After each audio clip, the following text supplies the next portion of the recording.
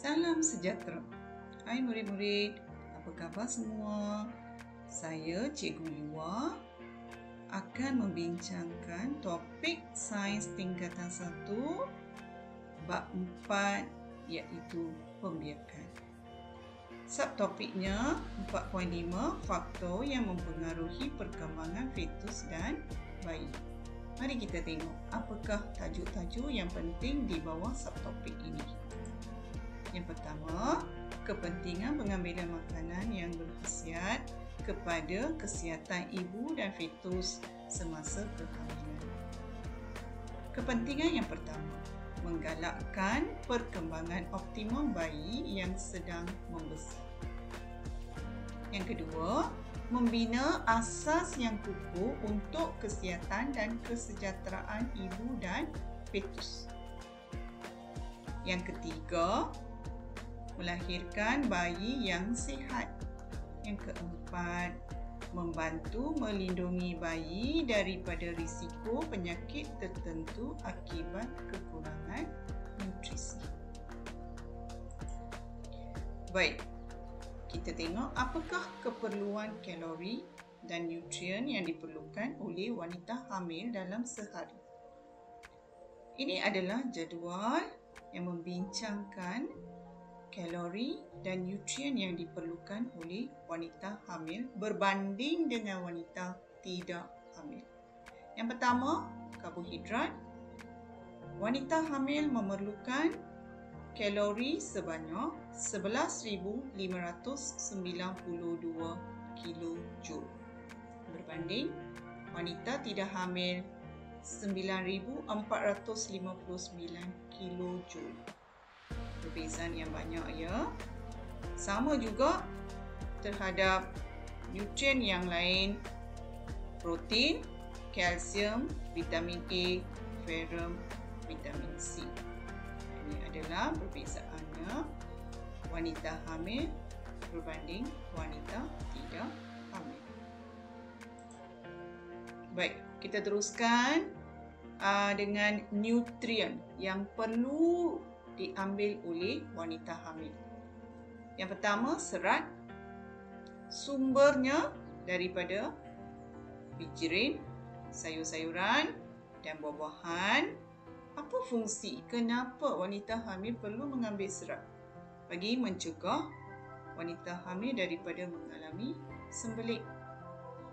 Apa itu sembelit? Sembelit adalah masalah di mana susah untuk membuang najis. Yang kedua, ferrum. Sumber dari hati, daging merah dan ikan. Okey, apa fungsinya? Pembentukan hemoglobin sel darah merah untuk mencegah wanita hamil daripada mengidap anemia. Yang ketiga, karbohidrat dan lemak diperlukan oleh wanita hamil. Boleh didapati daripada nasi, roti, mentega dan keju. Fungsinya bagi membekalkan tenaga untuk aktiviti harian wanita hamil. Nutrien yang keempat, vitamin C. Sumber buah-buahan sitrus, jambu, batu kubis dan tomato. Fungsinya menyihatkan kulit dan mencegah wanita hamil daripada penyakit gusi berdarah. Nutrien yang kelima, asid folik. Sumbernya brokoli, bayam dan kacang tanah. Apa fungsinya? Penting untuk perkembangan sistem saraf fetus yang sempurna. Nutrien yang seterusnya, protein.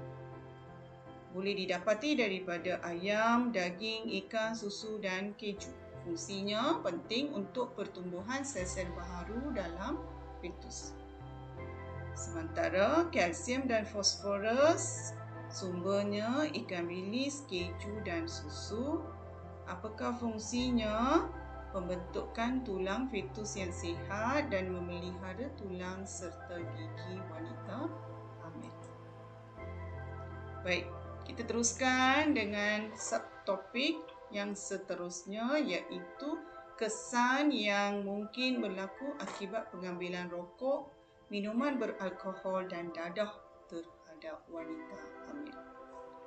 Bahan yang pertama, rokok. Apakah kesannya jika wanita mengandung ataupun wanita hamil merokok? Bayi yang dilahirkan berkemungkinan bersaiz kecil. Risiko kematian bayi semasa kelahiran berkemungkinan tinggi. Bayi yang dilahirkan berkemungkinan terencat akal dan cacat fizikal. Bayi berkemungkinan dilahirkan pramatang. Dan juga boleh berlaku keguguran fetus. Baik, bahan yang kedua, minuman beralkohol. Kesannya terhadap bayi kemungkinan mengidap sindrom alkohol fetus. Jika anda lihat gambar yang cikgu berikan di sini, gambar yang pertama ni adalah bayi yang dilahirkan dengan sihat. Gambar yang kedua ni, bayi yang mengalami masalah sindrom alkohol fetus. Kita boleh nampak beza ya. Okey, ada perbezaan terhadap fizikal bayi tersebut. Yang kedua, fetus berkemungkinan terencat jika ibunya mengambil minuman beralkohol. Yang ketiga, fungsi otak, sistem saraf dan jantung berkemungkinan musnah. Bahan yang lebih teruk adalah dada, di mana fetus berkemungkinan cacat fizikalnya.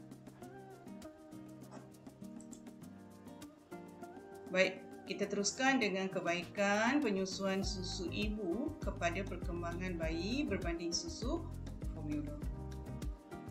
Di sini cikgu berikan 7 kelebihan susu ibu berbanding susu formula. Yang pertama, susu ibu ni mengandungi antibodi semula jadi yang mampu melindungi bayi dari virus.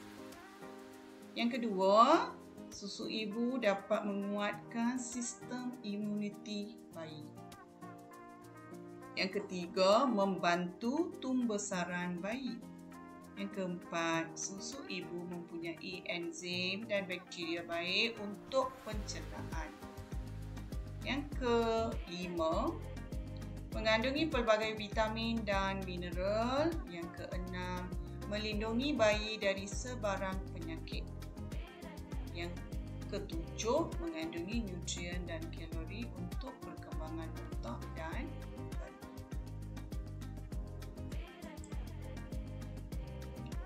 Baik, kita teruskan. Wanita hamil perlu menjaga kesihatannya dengan baik kerana setiap makhluk yang bernyawa mempunyai hak untuk hidup walaupun masih dalam kandungan. Yang kedua, ibu haruslah memastikan bayi dalam kandungan mendapat nutrien yang mencukupi dan mengelakkan diri daripada mengambil bahan-bahan yang boleh memudaratkan kesihatan ibu dan bayi. Ini adalah tanggungjawab seorang wanita mengandung ataupun wanita hamil terhadap kesihatan sendiri dan kesihatan bayinya. Baik, kita telah sampai ke penghujung subtopik 4.5 iaitu faktor yang mempengaruhi perkembangan fetus dan bayi. Baiklah murid-murid, cikgu sediakan 3 link untuk anda mencuba beberapa soalan supaya kamu mahir dalam topik ini. Ya, cikgu harap kamu akan mencuba soalan-soalan ini. Baik, terima kasih. Selamat maju jaya.